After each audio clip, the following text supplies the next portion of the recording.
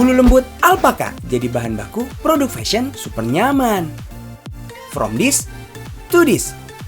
Produk bulu alpaka sangat lembut, adem dipakai pas cuaca panas, hangat pas cuaca dingin.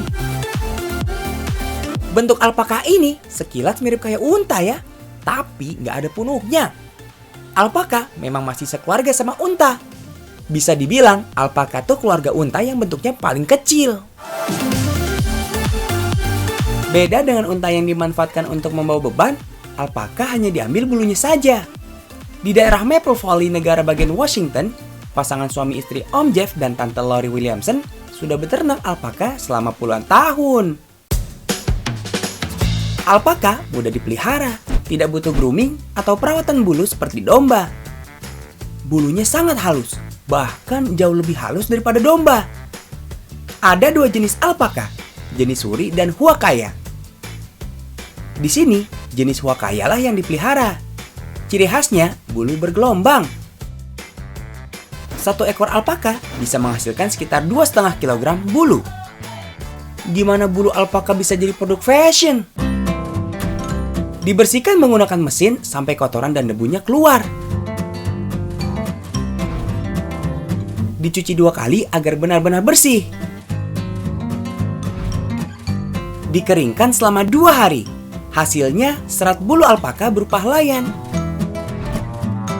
Next, serat bulu dipintal sampai jadi benang. Supaya lebih kuat, benang wol dari bulu alpaka di-steam atau diuapkan. Pabrik ini bisa membuat 5 kg benang wol dari bulu alpaka setiap harinya. Benang wol alpaka siap diolah lagi jadi produk kain. Mesin tenunnya canggih. Pola selimutnya terhubung dengan komputer. Benang wol dari bulu alpaka punya tingkat insulasi yang tinggi, jadi terasa hangat di udara dingin, namun terasa sejuk ketika cuaca panas.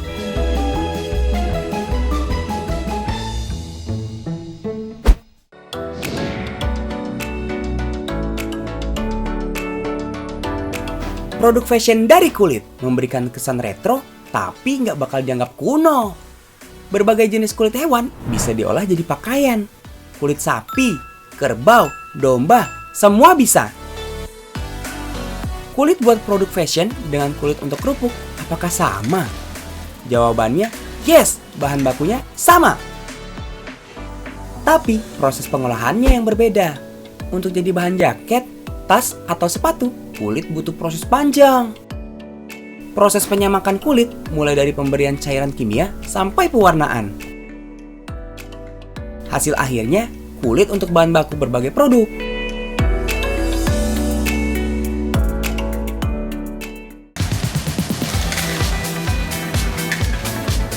Ini bedanya dengan kulit untuk kerupuk. Sama-sama dari kulit hewan, tapi tanpa pemberian bahan-bahan kimia buatan. Mulai dari pembersihan daging dan lemak yang masih menempel di kulit. Perebusan pertama untuk merontokkan bulu. Lanjut dengan memotong bulu secara manual. Perebusan kedua untuk mengenyalkan tekstur kulit. Next, kulit yang sudah direbus dipotong kecil-kecil, dijemur sampai kering. Proses penjemuran membuat bobot kulit sapi hanya tersisa 30% saja. 50 kg kulit hanya menghasilkan 15 kg kerupuk mentah. Hanya kulit dari sapi jantan saja yang diolah menjadi kerupuk. Bobot kulit nggak boleh kurang dari 30 kg. Kulit sapi betina atau kulit yang bobotnya kurang dari 30 kg terlalu tipis sehingga nggak bisa dijadikan kerupuk. Kerupuk butuh 2 kali penggorengan. Pertama, digoreng sampai mengembang. Kedua, digoreng sampai kerupuk mengembang sempurna. Di Indonesia, kerupuk kulit punya beberapa nama. Orang Jawa menyebut kerupuk kulit dengan nama rambak. Orang Sunda menyebut dorok-dok. Sementara di tanah Minang disebut kerupuk jangek. Nah, yang ini bukan bergaya pakai tas dan sepatu branded. Harganya dijamin terjangkau. Ini tampil stylish dengan produk dalam negeri. Kira-kira pada pilih lokal atau impor sih kalau soal tas dan sepatu? Kalau aku pribadi lebih pilih lokal karena kualitasnya sudah ori daripada aku pilih impor tapi mampunya cuma bisa beli KW. Lokal ya, karena yang penting itu kalau kita tampil bukan masalah harganya, tapi harus nyaman dulu sih. Wah, semuanya pilih lokal. Welcome to surganya tas dan sepatu karya anak bangsa. Masuk ke dalam toko, pengunjung langsung disuguhi aneka koleksi yang tertata rapi. Produk-produk di sini murni handmade dari perajin UMKM dalam negeri. Toko ini bekerja sama dengan UMKM sejak 2010. Kapasitas produksinya 10.000 tas dan sepatu setiap harinya. Halo Sobat Unyil, jadi aku sama Kak Sila nih mau mix and match tas dan sepatu di sini sama outfit kita. Yang jelas harganya itu harus di bawah 100.000 ya Cil ya. Oke, kita lihat aja ya kita nemu barang apa aja di sini. Yuk kita kemon. Pasti pada heran kan, kok bisa di bawah 100.000 sih? Ya jelas, harga sling bag aja 30 ribuan. Tas ransel 40 sampai 60 ribu rupiah.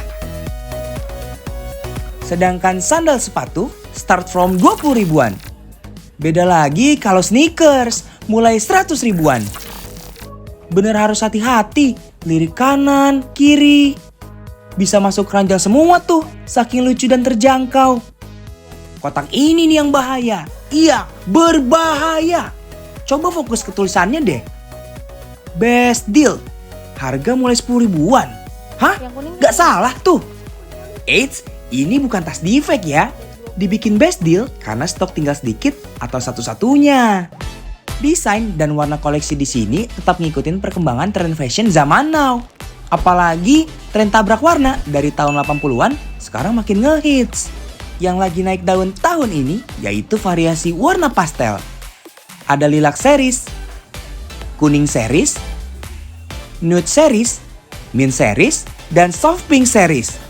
Bosen sama tas dan sepatu yang itu-itu aja? Tenang, variannya sudah capai ratusan model. Lengkap warna, bermacam juga modelnya. Sayangnya kita hanya bisa menemukan tas dan sepatu perempuan. Mudah-mudahan kedepannya ada tas dan sepatu buat laki-laki ya Sobat Unyil. Oke, tadi kita udah belanja nih buat satu look dan ternyata bener banget hasil belanjaan kita di bawah 100.000 semua. Masih ada kembaliannya loh.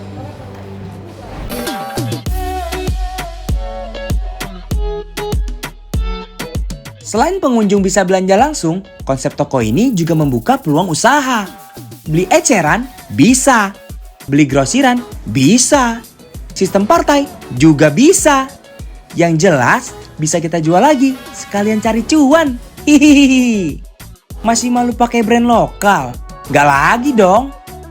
Tampil berkelas, gak mesti pakai barang mahal. Yang penting confident. Ya percaya diri. Kalau kita bantu melariskan kerajinan lokal, itu artinya kita sudah membangkitkan karya para perajin Indonesia.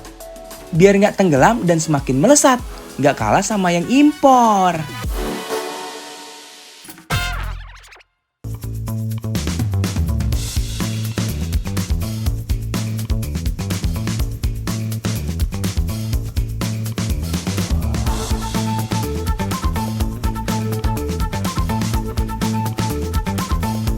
Kuningnya sih mirip lemon atau markisa, tapi yang dipanen ini buah langka.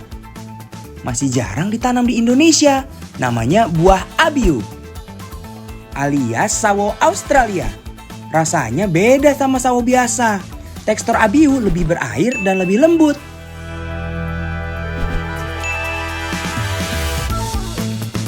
Lumer di mulut. Tingkat kemanisannya 17 hingga 24 Brix. Artinya sangat manis. Tapi awas, bagian kulitnya banyak getah. Makanya cara makannya dipotong dulu di bagian tengah. Lalu daging buah disendok. Selain lebih lezat, sawo Australia juga berkhasiat. Kaya kalsium, vitamin C, dan serat. Baik bagi kesehatan. Meski disebut sawo Australia, abiu ini aslinya berasal dari Amerika Selatan. Selain abiu, di kebun ini ada berbagai jenis tanaman gak biasa. Mulai dari stevia yang daunnya manis dan bisa langsung dimakan. Ada Giant Marquisa yang buahnya bongsor. Jaboticaba alias anggur Brazil. Sampai Miracle Fruit, si buah ajaib. Ini dia One Home Farm. Surganya buah-buahan langka di Bogor, Jawa Barat. Ini adalah pohon stevia. Ya, ini bisa dijadikan pengganti gula alami. Namun kalau kita mengkonsumsinya langsung, ini dapat menyembuhkan diabetes atau menormalkan kadar gula dalam darah. Bisa juga kita jadikan ini teh, dikeringkan, lalu kita seduh dengan air panas. Dan ini akan menolong para penderita diabetes untuk mengalami kesembuhan. Kenalin nih, Pak Victor Lee, sosok di balik ide kebun unik ini. Salah satu buah terunik di One Home Farm adalah Miracle Fruit. Konon, Miracle Fruit bisa menyulap buah yang tadinya asam jadi terasa manis. Emang iya? Ini adalah Miracle Fruit. Nah, ini bisa membuat buah jeruk yang asam menjadi manis. Mari kita buktikan. Mari Mbak, silakan diambil Mbak. Ya, jeruk dulu. Dicoba, nggak usah dimakan semua. Oke, sekarang Mbak boleh ambil satu butir buah itu, ya, langsung makan. Seperti makan durian. Wah, bener-bener ajaib. Buah merah ini rupanya termasuk keluarga beri. Asalnya dari Afrika Barat. Berubahnya rasa asam jadi manis ternyata disebabkan oleh sebuah molekul protein yang disebut mirakulin. Namun di antara semua tetap Abiulah yang jadi primadona. Bestsellernya One Home Farm. Padahal harganya selangit. Sekilonya Rp100.000. Isinya hanya 2 atau 3 buah. Jelas lumayan mahal. Tapi nyatanya permintaan masyarakat selalu tinggi. Tiap panen 200 kg selalu ludes dipesan via marketplace. Istimewanya lagi, dalam setahun Abiu bisa panen berkali-kali. Bukan sekali 2 kali, melainkan hingga 4 kali. Sangat produktif. Cuan banget. Kesuksesan ini tak disangka Pak Victor.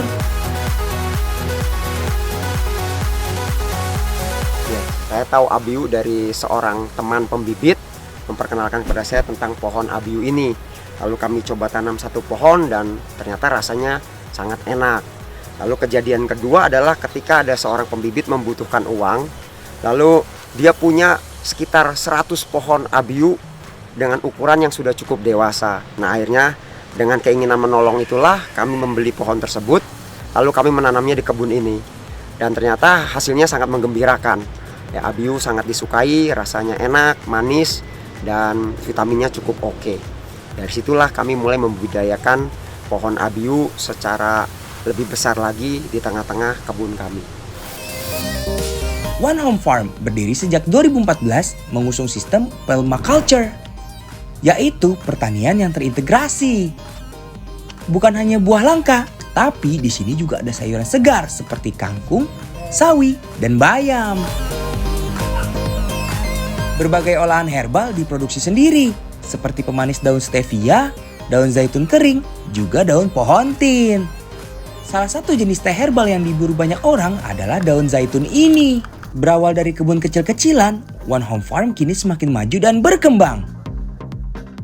Kami mempunyai misi untuk 1 juta petani untuk Indonesia. Tujuannya adalah kami melihat banyak kemiskinan di tengah para petani Indonesia. Makanya kami rindu ada 1 juta petani Indonesia yang sejahtera. Ya, bahkan nantinya berkelimpahan. Itu menjadi kerinduan kami di One Home Farm Indonesia.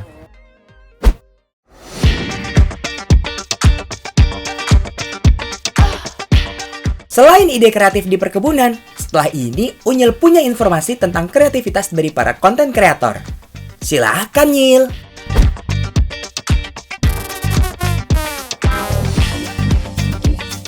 Indonesia punya banyak UMKM dengan berbagai macam produk. Masalahnya, produk UMKM identik dengan tampilan sederhana. Susah bersaing dengan produk yang diproduksi skala besar. Mau pakai jasa desainer biar produknya kelihatan kece, butuh biaya gede, dan harus ke kota besar. That's why, melalui program Jong Creative Academy, Bakti Kominfo melatih anak-anak muda dari berbagai daerah di Indonesia untuk jadi konten kreator. Salah satunya di Kabupaten Manggarai Barat, Nusa Tenggara Timur. Di Rumah Bakti ini terdapat komunitas digital. Nama komunitasnya Jong Kreatif. Para Jong Kreatif ini mendapat pelatihan pemrograman atau coding, desain grafis, dan kreatif agency. Terus apa untungnya buat UMKM? Ada dong. Lulusan Jong Kreatif Academy diharapkan bisa membantu memoles serta memasarkan produk UMKM dan desa wisata secara digital. Kenalin nih, Kak Iqbal, Kak Ricardus, dan Kak Lando. Mereka adalah peserta Jong Kreatif Academy dari Kabupaten Manggarai Barat. Ada 3 spesialisasi di pelatihan ini: Jong Coding, Jong Design, Jong Agency. Jong Coding mempelajari pemrograman berbasis web. Mereka diajarkan bagaimana membuat website yang menarik dan profesional. Jong Design diajarkan bagaimana membuat logo dan bermacam marketing kit menggunakan platform digital. Jong Agency diajarkan teknik komunikasi dan teknik dasar pemasaran. Mereka juga belajar teknik fotografi dan videografi, memanfaatkan perangkat yang ada.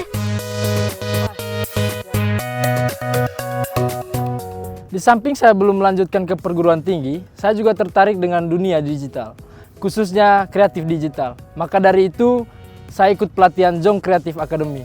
Harapan saya ikut pelatihan ini supaya bisa meningkatkan kemampuan saya di bidang agensi, supaya bisa membantu kebutuhan digitalisasi masyarakat, khususnya di Manggarai Barat.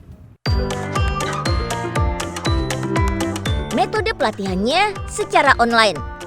Di akhir masa pelatihan, mereka akan diberi tugas untuk membantu UMKM dan pelaku usaha untuk meningkatkan image produk. UMKM-nya bisa berasal dari mana saja, dari berbagai daerah di Indonesia. Produknya gak hanya terbatas barang. Produk UMKM berupa jasa juga bisa. Misalnya, pelaku usaha yang bergerak di bidang wisata.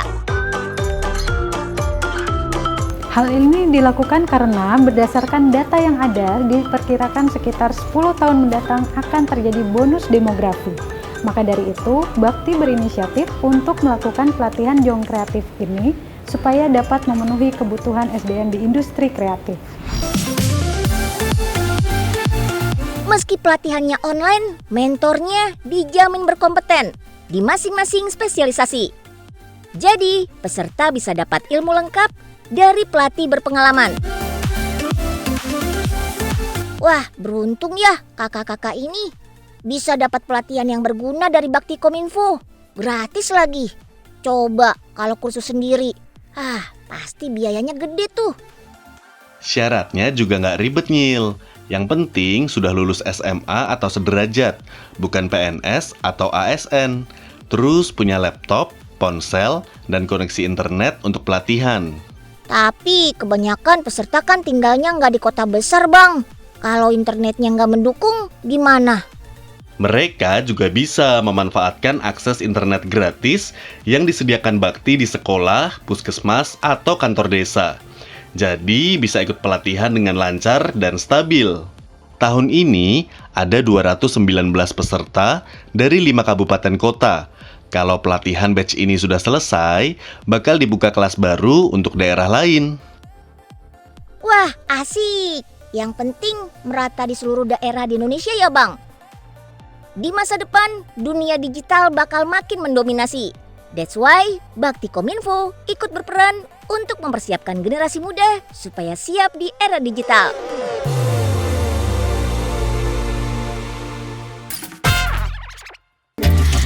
Punya anak pintar, informasinya super, teknologi